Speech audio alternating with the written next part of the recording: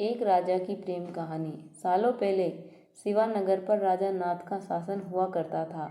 राजा की 3 रानियां थीं। राजा अपनी तीनों पत्नियों में से सबसे ज़्यादा अपनी पहली पत्नी को प्यार करता था, क्योंकि वो खूब सुंदर थी। उसकी सुंदरता के कारण राजा दूसरी और तीसरी पत्नी पर ध्यान नहीं दे पाता था। वह अपनी दूसरी पत्नी को दोस्त मानता था और तीसरी पत्नी पर बिल्कुल गौर नहीं करता था। इधर राजा की तीसरी पत्नी उससे बेहद प्रेम करती थी, लेकिन राजा को तीसरी रानी का प्यार कभी दिखाई ही नहीं दिया। वो हरदम अपनी पहली पत्नी के साथ ही व्यस्त रहता था। ऐसा होते होते कई साल बीत गए। रोज राजा की तीसरी पत्नी इसी उम्मीद में रहती थी कि राजा आज उसके पास आएंगे, आज वो कुछ प्रेम भरी बातें करेंगे, लेकिन ऐसा कभी कुछ नहीं हुआ। इसी तरह कुछ वर्ष बीत गए। एक दिन राजा नाथ अचानक से गंभीर बीमार हो गए।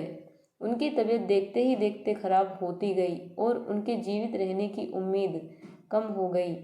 तब राजा ने अपनी पहली पत्नी को बुलावा भेजा। राजा की पहली पत्नी राजा के पास आई तो राजा ने उससे पूछा कि मेरे जीवित रहने की संभावना बहुत कम हो गई है और मैं भगवान के पास अकेले जाना नहीं चाहता हूँ। क्या तुम मेरे साथ चलोगी? राजा की बातें सुनकर रानी ने उनके साथ जाने से मना कर दिया और कहने लगी कि अभी मेरा जीवन बचा हुआ है और मैं अभी और जीना चाहती हूँ, इस वजह से मैं आपके साथ नहीं जा सकती। ऐसा कहकर पहली रानी राजा के कमरे से बाहर चली गई। तब राजा दूसरी रानी को बुलाने के लिए कहता है। दूसरी रानी को जब पता चलता है कि राजा अपने अंतिम क्षण में हैं और वो अपने साथ अपनी पत्नी को लेकर जाना चाहते हैं, तो वो राजा के पास जाने से ही मना कर देती है।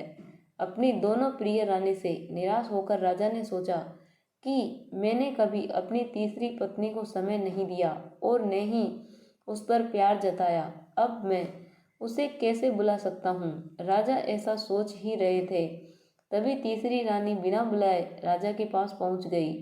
तीसरी रानी को राजा की इच्छा पता होती है, इसलिए वह सीधे राजा से कहती है, स्वामी, मैं आपके साथ चलने के लिए तैयार हूँ। रानी की बात सुनकर राजा को बहुत खुशी हुई।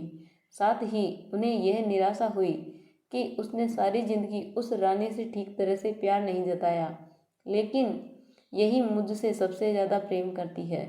उसी वक्त राजगुरु एक जाने माने वैद्य को लेकर आते हैं, जो राजा की तबीयत को ठीक कर देता है। राजा ठीक होते ही अपनी तीसरी रानी से प्रेम करने लगा।